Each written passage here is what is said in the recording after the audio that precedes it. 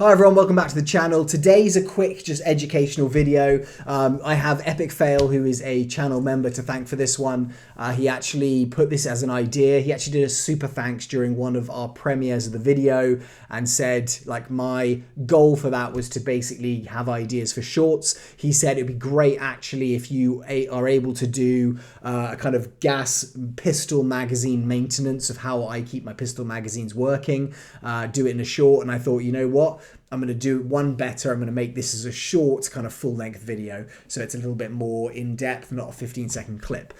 So many of you are aware, these magazines that run on airsoft pistols, the gas blowback magazines, they have a gas reservoir inside. They have a fill valve right there, which is where you will put a green gas usually tank in there. I'm just going to put that right into that hole. I'm going to press down, and it's going to fill it with gas. And so what happens with these a lot of the time, well, not a lot of the time, but what happens is occasionally is that the seals go on them. So you will do that, and just like this one here, that was actually broken a minute ago, but I've actually done one of my techniques and it fixed it accidentally.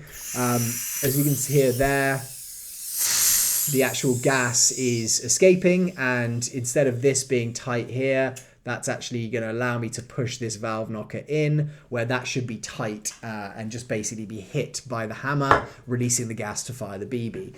Now, it's annoying that that happens, but it is preventable in a few ways. Number one is to keep gas in the actual mags at all times. You don't have to keep it filled with gas, but the issue that's going to pop up most of the time is the O-ring that is located inside this fill valve area, or around the fill valve area. It's going to get dried out. It's not going to kind of have a full seal, and therefore the gas is going to escape out of the reservoir when you fill it.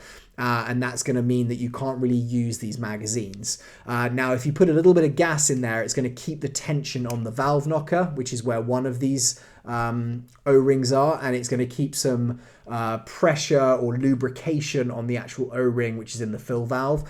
A lot of green gases, like this one, for instance, or I can't see where, okay, this one has got silicone oil added. As you can see there, silicone oil added for optimum performance. That basically just means that they've actually put silicone in the green gas, and that means that when you have it inside these magazines, that lubrication is going to help the O-rings. Quite a few experienced players, I would say, don't like green gas which has silicone oil in it. They prefer to go for stuff like this, which has got no silicone in the actual oil, in the actual gas, mainly because some of these green gases can have so much oil in them that they get kind of put through the gun, through the hop up, through different parts, which can affect consistency and performance of the actual guns. So some more experienced players, I would say in general, will get green gas like that, or they'll get propane, which has no silicone in it, and then they will take lubricant such as this silicone oil, and they will lubricate the parts of the gun separately so that they stay lubricated. And the same could be said with these magazines. Now, there's two ways that if this is happening, you know, and sometimes you'll put gas in your mag, you'll come back and you just will find that there's no gas in it. It's allowing you to press this, and you're like, okay, well, that means I've got no seal on that. And you will refill them, and you'll get that horrible hissing sound that will happen. And obviously, if you put this into your replica now, there is no gas pressure that's going to be able to be released to fire the BB. Now, one thing which I actually did on this one just now, which I was just testing it to see if I could make it, I was testing it to make sure that it wasn't working. And what I did was I put some of this gas in there. And what you do if there's a seal on the O-ring that's gone here, is when you fill it with gas, just keep it upright, meaning that the top of the magazine where that fill valve is, or if it's on the back here, where that fill valve is facing up, i.e. the gas is going to escape and it's going to kind of go towards, you know, the highest point, and therefore this is going to have gas kind of lubricating and going through it slowly. Probably is not going to work as much with this, but if you have a regular green gas with silicone in it, it's kind of going to self-lubricate the actual O-rings, and it's going to redo that seal. So most of the time, probably 78-80% of the time, I'll just put these in like a pistol holster, or I'll just prop this up on something. It's probably a very bad example, but I'll prop it up on something and just fill it with a little bit of gas, come back every 2-3 hours, just fill it with a bit more gas, have a listen, see if it's actually resolved itself. But generally people don't do this, but you don't actually have to do anything other than put gas in and just keep it in that position for an extended period of time. Now, obviously a lot of the time, or sometimes, sorry, that doesn't work. And what you're going to have to do for that is replace the O-ring. And so I have bought this from Amazon. I'll try and put a link down below. I'll use my Amazon link. So again, if you buy anything, come to the site, come to the channel, because if you buy through Evite, go through my link. If you go through Amazon, just click down below and you'll get the exact link to this, and it's an affiliate link basically that just kind of generates some income for the channel, which is fantastic for me. But this is just going to have a selection of O-rings in there. Price wise, these are very affordable generally. I think this was maybe like $20-30 for the entire set of O-rings, and I would say O-rings are always useful to have. I actually, where was it? I took a bit of O-ring and cut it. Let me see if I can find it. I actually took a bit of O-ring and I cut it and used this as a little plug. This was for the Smoky Wolf suppressor. I lost the actual plug where you put the liquid in. That was perfect. I could just cut a little bit, use it as a plug, put it in the end. But these are going to be useful a lot of the time, so it's kind of worth just having them in your kit. And the other thing you're going to need is a valve key. Now, again, you can get these from Amazon. I think they're about $20. I'll put it in the link below so you guys can find it. You can also get them on Evite, so I'll put that link below as well. But this has different kind of inserts. So you see there, that's a very, very short or a very small, sorry, little kind of like turnkey. It's got 2 ridges there that will go into the valve. And then it is the same with this, which is going to do where that valve knocker is. It's going to go around it. And then similarly, there's one there. I don't think I've ever used that one, so I don't know what it is. But this is very, very useful to have. If you have gas magazines in Airsoft, I would definitely get one of these because you're going to need it eventually. So what this is going to do, I'm actually going to try and remove this first. See if I've got something like a screwdriver. That's going to help. So I'm going to remove the base plate from here. This just pops off this Tokyo Marui. A lot of them are going to be similar in that way. And you can see there I've got access to the fill valve, and then this is another thing that could go wrong. That's basically an O-ring around the edge of that, and that is also going to prevent gas from leaking. So if I put some gas in here, I think it actually is coming out it's coming out the fill valve. So what we're going to do first, you may be able to see there around the fill valve, but there's 2 little ridges. And so what I'm going to do is take this small one here. I'm going to insert it. And you can do this with other tools, but it is very, very difficult to do. You know, some people will try and use a flathead screwdriver, but the fact is that there's a little kind of insert in the middle there, and I'll show you that as well. And the problem you're going to have is, so let me just show you this. So that is what's inside that magazine. As you can see, that is fitting perfectly into that groove. And if I remove that there, that is where this is just going in.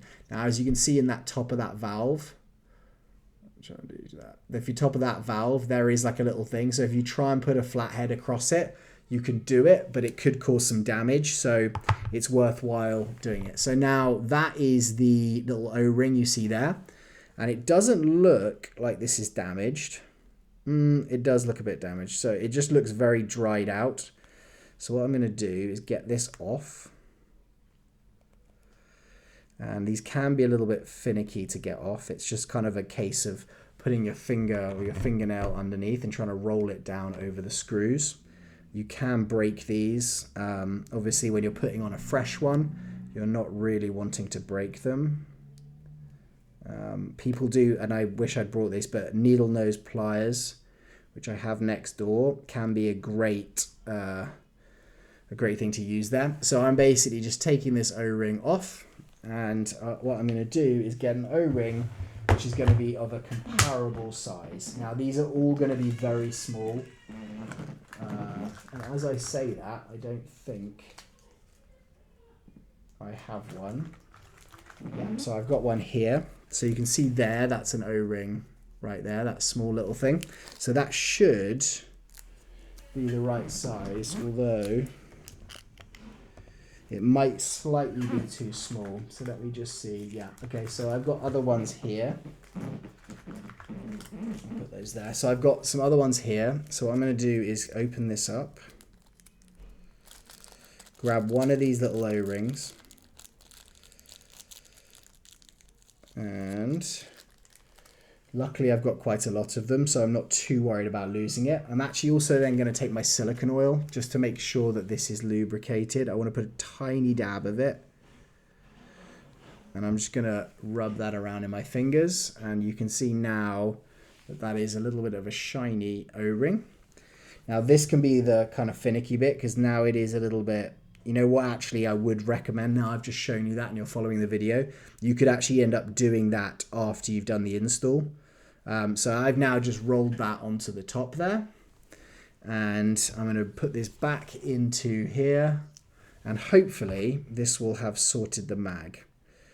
Now I'm going to put it in, I'm going to kind of turn it in slower than I got it out. I don't want the O-ring to catch on the sides. And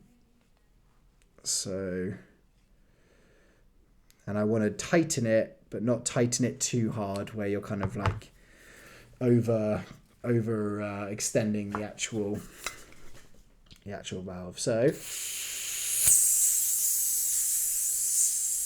what's happening there is actually, I think that fill valve is now fine, but on this edge right here, I'm getting the, I'm actually getting that gas that's coming through the edge. So what I need to do is actually change that. What I'm going to do quickly is grab this, and I'm going to end up opening up the bottom of this. So I just need a regular screwdriver. And I'm going to open up the bottom of this actual magazine now. This is another great little tool set. It's not exactly, you know, the best tool set in the world, but the amount of like different heads that this thing has on it, I'm always amazed by. And I'll try and put a link to that below as well, because it's one of those things that I find if I like take it out to the field, it's kind of perfect, where it's very small, very compact, and it has nearly everything that I need. Okay, so as you can see on this screw that's coming out, I have got another O-ring here.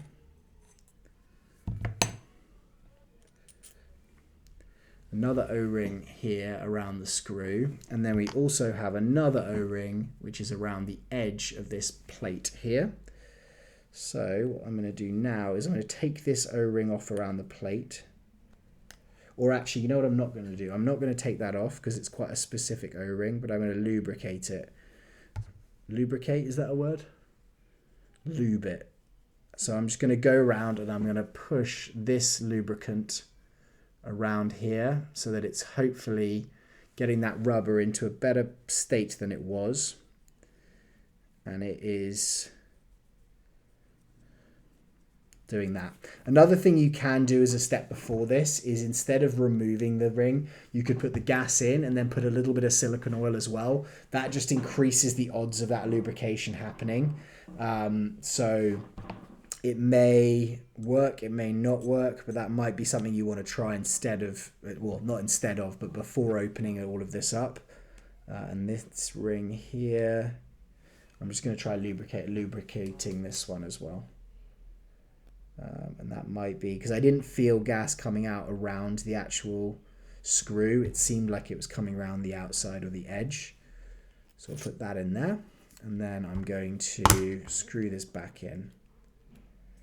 Now hopefully for the video this is going to work, because definitely make it a pretty good kind of middle or ending of the video, because it's already coming up 14 minutes now as I'm looking at it, and I did not want to make this a long video. So see if that has resolved. Yeah, so that's fixed it. So that's a great little example there. Is now I've got no hissing. Oh, there's a slight bit of hissing, but that's stopped. And now if I push this valve knocker at the back, that's going to let the gas out. So that seal is now there. The other thing that may come up, and I'll show you on this same mag. In fact, do I have another mag? I've got one here. Let's see if this has the same issue.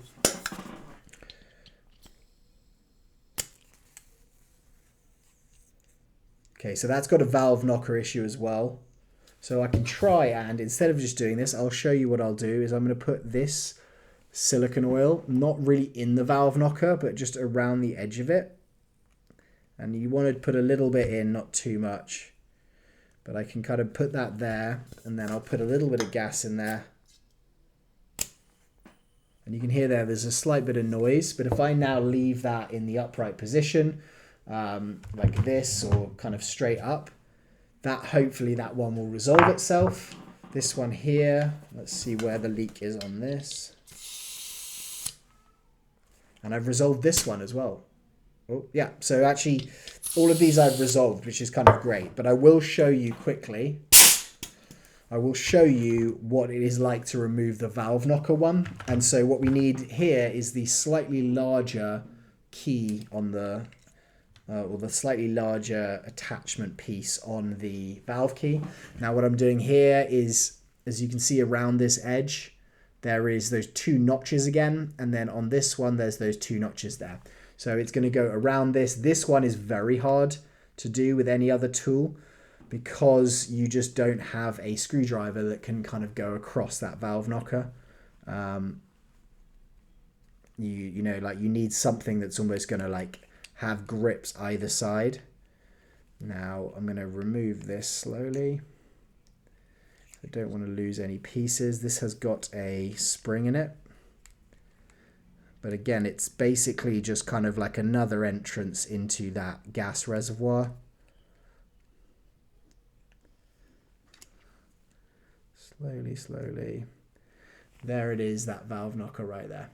And so this one's not damaged, but as you can see, there are two O-rings, one here and one here. And so if you don't have any O-rings and you want to try and repair, you can just, again, get your silicone oil. And I'll try and put a link to this one as well. I'll link everything. Silicone oil around this, rub it around the edges. Or if you see like there is a cut or a gash or something in there, just get another one of your O-rings, see what size it is when you take it off, put it back onto here, and then you're going to reinsert the actual valve knocker in there, get your valve key, and just screw that back up. And again, remember not to go too tight on it. You know, you don't want to squeeze the rubber so that it is, you know, you want the tension, but not to overscrew like you're trying to thread lock an actual screw in. So having said that, this now will probably not work. Nope, we're all good. So that valve knocker now, or already was, but I've just showed you how you can do that, is good. And this mag is good again. And my little Glock 26, no noises coming from that. And I can just stick my base plate back onto the bottom of here. And that is a mag that's good to go. So that wasn't working 10 minutes ago. That is now working fine.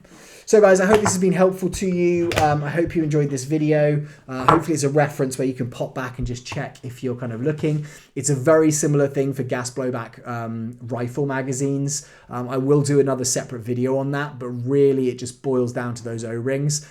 Sometimes you'll get missed threads, etc. But if you have got a gas mag that's worked and it starts leaking, it's going to be lubrication of the O-rings, whether that's changing the O-ring, re-lubricating it, or just putting gas in it to kind of let it do its own lubrication, as it were. Please become a member of the channel. We have more giveaways going on very soon, and I'm going to start doing just random giveaways as well, and it really helps and supports the channel. Thank you so much, guys. I'll speak to you soon. Goodbye.